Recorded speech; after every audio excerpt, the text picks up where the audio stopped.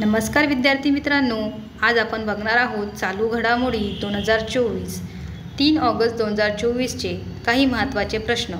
प्रश्न पहिला, भारतीय टेनिसपटू रोहन बोपन्ना यांना कोणत्या वर्षी पद्मश्री या पुरस्काराने सन्मानित करण्यात आले आहे? उत्तर 2024।